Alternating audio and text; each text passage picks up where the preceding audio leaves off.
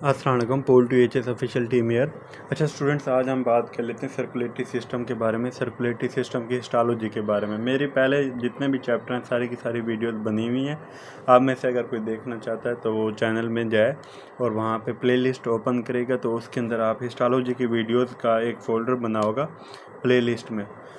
आप उसको ओपन करके उसमें आप हिस्टोलॉजी की सारी वीडियोस देख सकते हैं, जिसमें आपको टॉपिक वाइज हर टॉपिक की गाइडलाइंस मिलेंगी।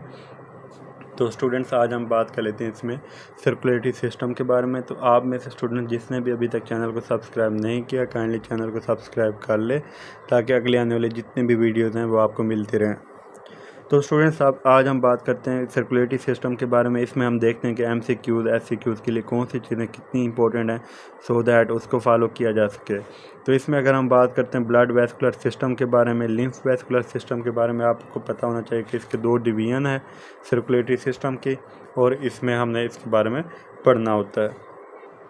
इसमें स्टूडेंट्स अगर हम बात करें ब्लड वेस्कुलर सिस्टम के बारे में तो इसमें सारा का सारा देखें। सबसे पहले आपको इसकी डेफिनेशन का पता होना चाहिए। ब्लड वेस्कुलर सिस्टम में कैपिलरीज़ का पता हो, कैपिलरीज़ का साइज़ क्या है, इसका फंक्शन क्या है। जस्ट आपने कंसेप्ट लेना है, रीड करना है, याद नहीं करना। पैरासाइट में आप देख सकते हैं पैरासाइट में से क्या क्या करना होता है। इसमें आप देखें म्यूरल सेल्स क्या होते हैं, ये आपका MCQ पूछा जाता है आपसे। और उसके बाद स्टूडेंट्स इसके हिसाब से इम्पोर्टेंट जो है वो यूनिवर्सिटी क्वेश्चन भी है और इसके अलावा MCQ में भी पूछा जाता है, वो है इसकी क्लासिफिकेशन। तो जब हम क्लासिफिकेशन की बात करते हैं तो उसमें continuous capillaries, fenestrated capillaries, discontinuous capillaries. तो कंटिन्यूस कैपिलरीज को आप देखें तो इसका आपने साइज़ देखना है, इसका आपने डिटेल रीड करनी है पूरी की पूरी ताकि MCQs क्लियर हो। और ये भी आपको पता होना चाहिए कि ये कहाँ पाए जाते हैं। इसकी एग्जांपल आपने लाजमी करनी है और कोशिश करना है कि जो भी इसकी एग्जांपल हो ये आप इसकी फेनेस्ट्रेटेड की भी देखें, डिसकंटिन्यूस की भी देखें और कंटिन्यूस की भी देखें। तो इसमें हम देख लेते हैं कंटिन्यूस कैपिलरीज की एग्जांपल यहाँ पे लिखी हुई है कि कहाँ पे डिस्ट्रीब्यूटेड होते हैं बॉडी के अंदर। ये सारे की सारी इसकी लिखी हुई हैं। ये आपके MCQs में मोस्टली पूछा जाता है, तो इसलिए आपने इसको अच्छे से करना है। इसके बाद फेनेस्ट्रेटेड कैपिलरीज आपने करनी है। यहाँ से फेनेस्ट्रेटेड कैपिलरीज के बारे में आपको पता होगा कि इसमें क्या होती हैं, फेनेस्ट्रेशंस होती हैं, और ये आपको सारा का सारा पता होना चाहिए।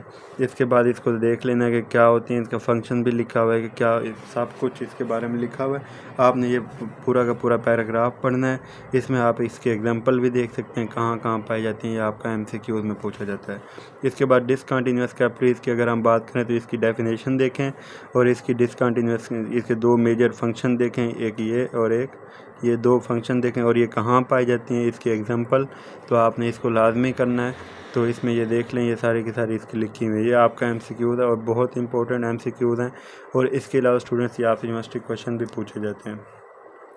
इसके बाद अगर हम बात करें तो ये ट्यूनिका इंटीमा, ये आपको ट्यूनिका हर ब्लड वेसल का आपको पता हो कि इसकी ट्यूनिका इंटीमा में क्या है, इसकी ट्यूनिका मीडिया में क्या है। स्टूडेंट्स, अगर आप ये 3 हेडिंग यहाँ से पढ़ लेते हैं तो आपका कंसेप्ट बन जाएगा कि किसी भी ब्लड वेसल में आपने देखना है, हर ब्लड वेसल में आपको ये 3 चीज़ें मिलेंगी, tunica intima, media and adventitia.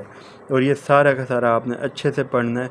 अगर आप ये पढ़ लेते हैं तो आपका ये सारा का सारा टॉपिक आगे जितने भी आएंगे वो आपसे इजीली आ जाएंगे, हो सकेंगे।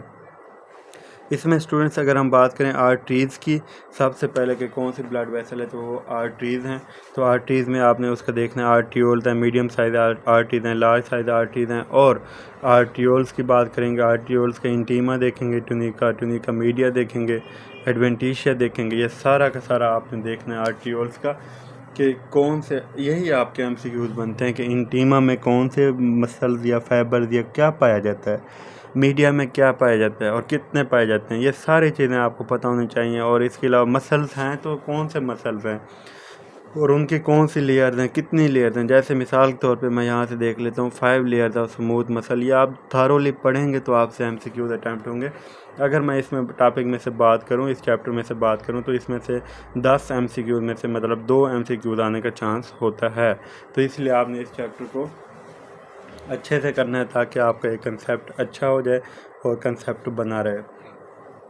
इसके बाद स्टूडेंट्स आपको पता होना चाहिए कि मीडियम साइज़ आर्टरीज़ होती हैं। मीडियम साइज़ आर्टरीज़ में मस्कुलर आर्टरीज़ होती हैं और इलास्टिक होती हैं, ये डिस्ट्रीब्यूटिंग होती हैं, ये सारा का सारा आपने पढ़ना है।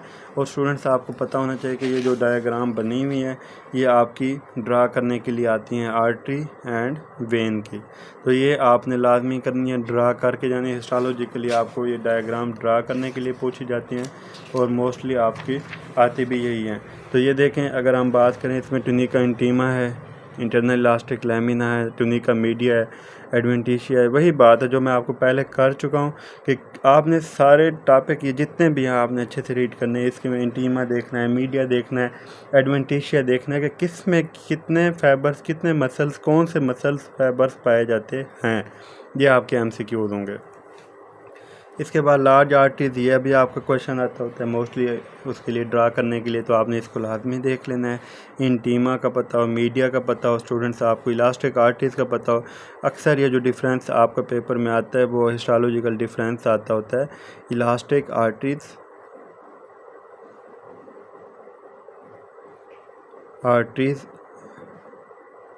एंड मस्कुलर आर्टरीज का। तो ये आपको ड्रा करने के लिए भी आते हैं और हिस्टोलॉजिकली क्वेश्चन भी आते हैं। तो इसको आपने लाजमी करना है और इसको बिल्कुल भी आपने लाइट नहीं लेना, आपने इसको करना ही करना है। एडवेंटिशिया की बात कर लेते हैं। इसके बाद स्टूडेंट्स इसमें आर्टीरियोस्क्लेरोसिस आपने पढ़ लेना है पूरा का पूरा, इसका कंसेप्ट यहाँ से बना लेना है। एथेरोस्क्लेरोसिस पढ़ लेना है, यहाँ से आपका कंसेप्ट बन जाएगा। तो इसके अलावा स्टूडेंट्स जो ये सारा जहाँ तक जितना पोर्शन आपको बताया इतना पोर्शन आपने अच्छे से करना है। और इसमें से MCQs SCQs के पॉइंट ऑफ व्यू से मैंने आपको 2-3 क्वेश्चन इसमें SCQs के पॉइंट ऑफ व्यू से बता दिए और बाकी जो पोर्शन है वो सारा MCQs पॉइंट ऑफ व्यू से आपने करना होता है। तो स्टूडेंट्स क्योंकि ये वीडियो एक तो चैप्टर थोड़ा सा लेंथी है और ये वीडियो थोड़ी सी लेंथी हो जाएगी, तो इसलिए मैं वीडियो को यहाँ पर ही ख़त्म कर रहा हूँ पार्ट 1 में। जो नेक्स्ट पार्ट है, जो इसका नेक्स्ट पोर्शन है, आप इसका पार्ट 2 में देख सकते हैं। मैं आपको नेक्स्ट पार्ट में आपको इसमें अपडेट कर देता हूँ इसके बारे में। थैंक यू स्टूडेंट्स, अल्लाह हाफ़िज़।